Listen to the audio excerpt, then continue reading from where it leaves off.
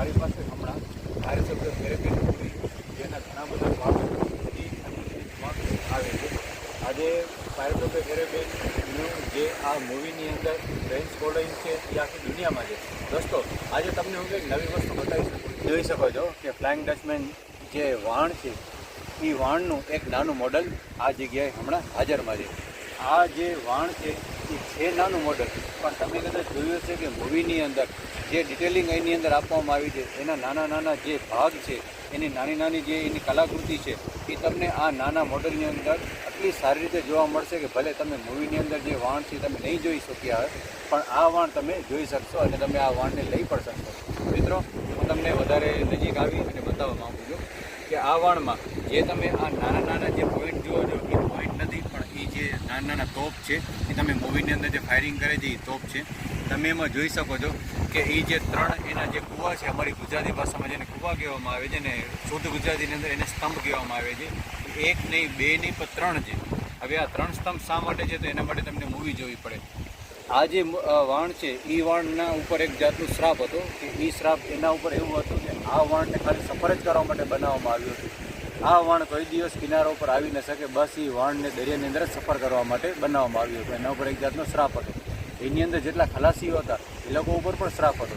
મિત્રો, તમે જોઈ શકો છો કે પાયરેટ્સ ઓફ ધ કેરેબિયન મૂવીની અંદર એ બતાવવામાં આવ્યું છે, નજીક આવો, કે જે ક્રેકનને બોલાવવામાં આવે છે કે જે એક ઝૂલ હોય છે, ઝૂલ નામનું જે મોટું પ્રાણી હોય છે કે જે વાણ તોડી નાખે છે, એ વાણ તોડી નાખવા માટે જેને બોલાવવામાં આવે છે એ ક્રેકન અહીંયા આપવામાં આવ્યું છે.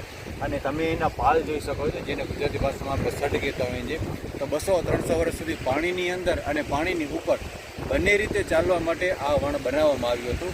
પણ એના પર શ્રાપ હોવાના કારણે એ વણની હાલત આવી થઈ ગઈ છે કે તમને એમ લાગે કે આ વણ બહુ જર્જરિત છે.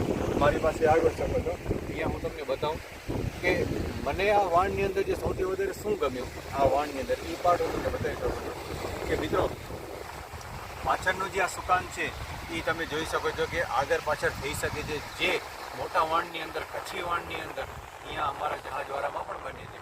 મિત્રો, આ વાણની અંદર સૌથી મારી ફેવરેટ વસ્તુ જે મને ખૂબ જ ગમી એનું જે કામ એ આ મને પાછળનો જે ભાગ છે એ છે.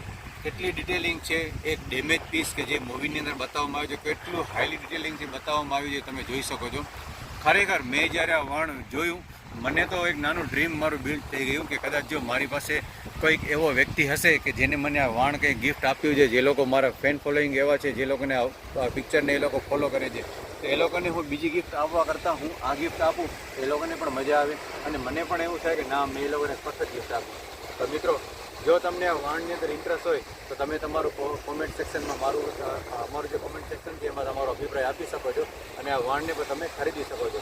જો આ તમે કરતા હો તો તમને આ બધું કરવામાં પણ ડિસ્કાઉન્ટ ઓફર પણ મળે છે. જે અમારી સાઇટ બનાવવામાં આવી છે એ તમે ગૂગલ ઉપર સર્ચ કરી શકો છો. તમને કહેતા ભૂલી ગયો કે આ વાણ હેન્ડમેડ છે અને આ વાણ તમને બહુ ઓછા જોવા